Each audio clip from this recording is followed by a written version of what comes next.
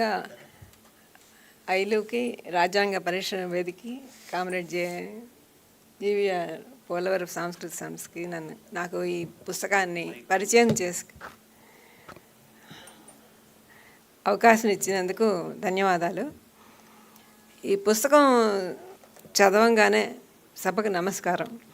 ఈ పుస్తకం చదవంగానే నేను తప్పకుండా ఈ తెలుగులో వస్తే బాగుండు అని అనుకున్నాను. ఎందుకంటే ఇది 50 ఏళ్ల చరిత్రని ప్రబీర్ పుర్కాయస్య బయోగ్రఫీ అంటే యాక్చువల్లీ అది బయోగ్రఫీ, తన సొంత జీవితం ఇందులో ఏమీ లేదు. అంటే ఇందులో ఎంతగా ఆయన ప్రజా జీవితంలో మమేకమై ఉన్నారంటే ఇది దాదాపు 50 ఏళ్ల భారతదేశ చరిత్రని నమోదు చేసిన పుస్తకం. అందుకని మనం ఇది తప్పకుండా చదవాలి. ఆ నమోదు చేయడమే కాదు, అది ఏ రకంగా నమోదు చేశారంటే ఆయన ఒక సైన్స్ స్టూడెంట్. ఐఐటి కాన్పూర్లో చేసి అహ్మదాబాద్లో పిహెచ్డి చేసి ప్రజా జీవితంలోకి వచ్చిన ఆయన. జేఎన్యూ ఆయన పరిచయం వచ్చింది, జేఎన్యూకి వచ్చింది ఎందుకంటే కేవలం అక్కడ తన ఢిల్లీలో మాత్రమే తన పరిశోధనా గ్రంథాలని ప్రాసెస్ చేసుకునే అవకాశం ఉంది కాబట్టి ఆయన ఢిల్లీకి వచ్చారు ఆ పని మీద. అలా వచ్చి అక్కడ ఉన్న జేఎన్యూ జవహర్లాల్ నెహ్రూ యూనివర్సిటీ ఫ్రెండ్స్తో కలిసి అలా సోషల్ ఇష్యూస్ మీద చాలా ప్రభావితం అయ్యారు. వాళ్ళతో చర్చలు జరపడం, పేరెంట్స్ కూడా తనకి గ్రాండ్ పేరెంట్స్ కూడా స్వాతంత్రోద్యమంలో పాల్గొన్న వాళ్ళు అవ్వడం, ఆ రకంగా ఒక బ్యాక్గ్రౌండ్ కూడా ఉండడం వల్ల సామాజికంగా మనం ఎంతో కృషి చేయాల్సి, సమాజం మార్పు కోసం తన పాత్ర పోషించాలి అని గట్టిగా అనుకున్నారు. దానిని ఇప్పటి వరకు 50 ఏళ్ల పాటు 75 నుంచి ఆయన ఈ పుస్తకంలో రాసింది 75 నుంచే ఈరోజు వరకు ఈ ఉన్న అన్ని రోజులు కూడా ఎన్ని కష్ట నష్టాలు వచ్చినా కష్టం అనుకోకుండా, నేనేదో త్యాగం చేస్తున్నాను అనుకోకుండా, నేను చాలా తెలివిగలవాడిని, నాకు ఈ పుస్తకంలో బాగా నచ్చింది అది. నేనేదో త్యాగం చేస్తున్నాను అనుకోకుండానే ఆయన సమాజం కోసం ఇది నా బాధ్యత, తప్పనిసరిగా ఇది చెయ్యాలి, ఇది కూడా చేయకపోతే ఎలాగా అనుకుంటూ ప్రతి ఉద్యమంలో పాల్గొన్నారు. పుస్తకం మొదట్లోనే ఆయన రాసినట్టు ప్రజలే చరిత్ర నిర్మాతలు అని మొదలుపెట్టారు. ఆయన మార్క్స్ కొటేషన్తో మొదలుపెట్టారు. అలాగే అంబేద్కర్ది చరిత్రను మర్చిపోయిన వాళ్ళు చరిత్రను సృష్టించలేరు అన్నారు. ఈ రెండు పుస్తకం చివరి వరకు ప్రతి సంఘటనలో మనకి కనిపిస్తుంటాయి. సైన్స్ ఒక సైంటిఫిక్ దీనికి పరిశోధన చాలా ముఖ్యం. పరిశోధనతో పాటు సైన్స్ ముందుకెళ్ళాలంటే పరిశ్రమలన్నిటిలో కూడా ఉత్పత్తిలో భాగస్వామ్యం ఉన్న వాళ్ళ వల్లే సైంటిఫిక్ నాలెడ్జ్ పెరుగుతుంది, ఇన్వెన్షన్స్ పెరుగుతాయి. వాళ్ళ పాత్ర పెరిగినప్పుడే సమాజం ముందుకెళ్తుంది. సైంటిఫిక్ పరిశోధనలు ప్లస్ ఈ ఉత్పత్తిలో భాగస్వామ్యంతో పాటు వర్గ పోరాటాలు కూడా ఉంటేనే సమాజం ప్రగతి సాధిస్తుంది. ఇదే ప్రబీర్ పుర్కాయస్య ప్రతి అంశంలోనూ రాస్తారు. అందుకనే ఆయన ఎన్నో సైన్స్ ఉద్యమాలు చేశారు. సైన్స్ ముందుకెళ్ళడానికి కోసం సైన్స్ సొసైటీస్ స్టార్ట్ చేశారు. ప్రతి సోషల్ ఇష్యూస్లో కూడా పార్టిసిపేట్ చేశారు. మహారాష్ట్రలో దబోల్కర్ ఈ లాంగ్ మార్చ్ కాదు, అణు విద్యుత్ ఎలక్ట్రిసిటీ ప్రొడక్షన్ అప్పుడు ఇష్యూ వచ్చినప్పుడు, ఆ తర్వాత ప్రతి ఇష్యూ రోహిత్ వేముల కానీ ఐషియా వరల్డ్ సైంటిఫిక్ ఫోరం అప్పుడు కానీ, పేటెంట్ రైట్స్ అప్పుడు కానీ, ఈ రకరకాల మనకి ఈ 50 ఏళ్లలో ఎన్నో సోషల్ ఇష్యూస్, సైన్స్కి సంబంధించిన ఇష్యూస్ జరిగాయి. ఈ ప్రతి ఇష్యూలోనూ కూడా ఆయన చాలా క్రియాశీలంగా వ్యవహరించారు. నేను కూడా ఏ ఇష్యూ జరిగినా ఫస్ట్ న్యూస్ క్లిక్ చూస్తాను. ఈ న్యూస్ క్లిక్లో ఈయన ఎలా రియాక్ట్ అయ్యారు ఈ ఇష్యూ మీద అని. దానిలో ఒక అనాలిసిసే కాదు, ప్రతి దానిలో పరిశోధన కూడా ఉంటుంది. డీప్గా వాస్తవాలు తెలుసుకొని ఆయన వాటి గురించి మాట్లాడతారు. కాబట్టి మనకి దాని గురించి ఎవరితో అయినా చర్చించాలన్నా కూడా డేటా ఉంటుంది అందులో, న్యూస్ క్లిక్లోని ప్రతి ఐటెంలో.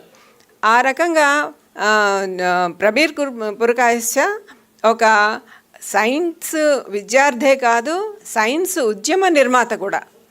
ఈ ఉద్యమాన్ని ప్రజల్లోకి అందరికీ తీసుకెళ్ళడానికి దాదాపు వాళ్ళు ఈ జాతాలు చేసి 40,000 మంది సైన్స్ టీచర్స్ని కానీ స్టూడెంట్స్ కానీ కలిసి సైంటిఫిక్ టెంపర్ జనాల్లోకి పెరగడానికి ఏం చెయ్యాలి అన్నదాన్ని జాతాలు కూడా నిర్వహించారు. అలాగే ఎగ్జిబిషన్స్, చాలా ఎగ్జిబిషన్స్ పెట్టారు. ఈ మినిస్ట్రీ ఆఫ్ సైన్స్ దీనిలో కూడా రిప్రజెంటేషన్ ఇవ్వడం, భార్గవతో కలిసి పనిచేయడం, ఇలా రకరకాల ఫోరమ్స్లో కూడా ఆయన ప్రతి దానిలో చాలా ఇంట్రెస్ట్ తీసుకొని లోతుగా అధ్యయనం చేసి సమాజానికి తెలపడంలో చాలా ప్రముఖ పాత్ర పోషించారు. అందుకని ప్రబీర్ పురకాయస్య పుస్తకం చదవడం అంటే 50 ఏళ్ల భారతదేశ ఆల్టర్నేటివ్ మూవ్మెంట్. అంటే ప్రతిదీ మనకి అణచివేత గురించే కాదు, అణచివేతని వ్యతిరేకిస్తూ వచ్చిన ప్రతిఘటన ఉద్యమాలను కూడా మనం ఈ పుస్తకంలో తెలుసుకోగలుగుతాం. అది మనకి చాలా ఇంపార్టెంట్, ఉత్తేజం కూడా ఇస్తుంది. అణచివేయబడిపోతున్నాము అనే బాధ కన్నా ప్రతిసారి అదే ఫస్ట్ స్టార్టింగ్లో ఆయన ఎమర్జెన్సీ గురించి చెప్పేటప్పుడు కూడా అదే చెప్తారు.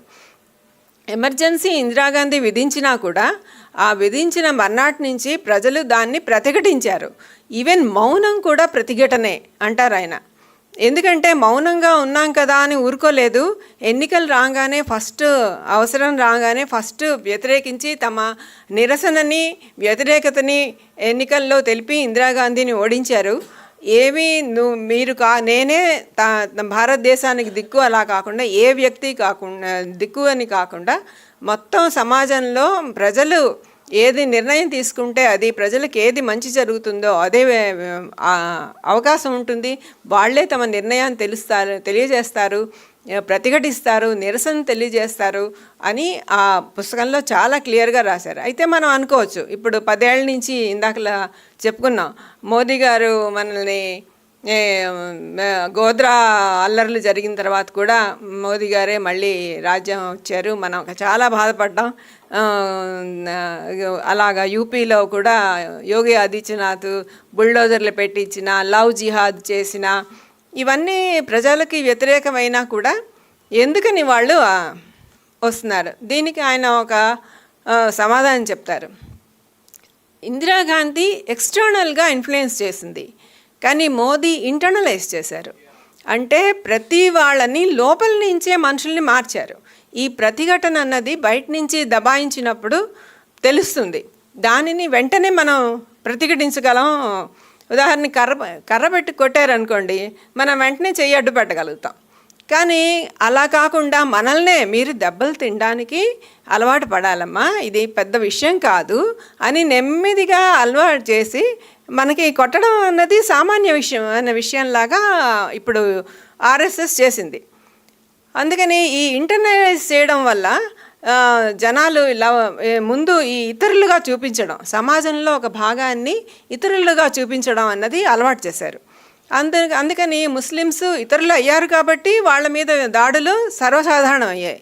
అలాగే దళితులు ఇతరులుగా చూపించబడ్డారు కాబట్టి రోహిత్ వేములను చనిపోయినప్పుడు ఎంతో కొంత ఉద్యమం వచ్చినా ఆగిపోయింది. అలాగే ఈరోజు కూడా షహీన్ బాగ్ పెద్ద ఉద్యమం వచ్చింది, కానీ అది పూర్తిగా అచీవ్మెంట్ అవ్వలేదు, విజయం సాధించలేదు. కానీ ఈ విజయం సాధించినంత మాత్రాన ఏ మూమెంట్ కూడా ఫెయిల్యూర్ అని మనం అనుకోవడానికి వీల్లేదు. అది ప్రబీర్ నమ్మకం గట్టిగా. ఎందుకంటే ఇది స్లోగా ఉండుండొచ్చు, బట్ మనం కన్విన్సింగ్గా ఉండగలగాలి. ప్రతి ఉద్యమానికి ఒక ఫలితం ఉంటుంది, దాని కంటిన్యూషన్ కూడా ఉంటుంది. అది మనుషుల్ని ఆలోచింపచేస్తుంది.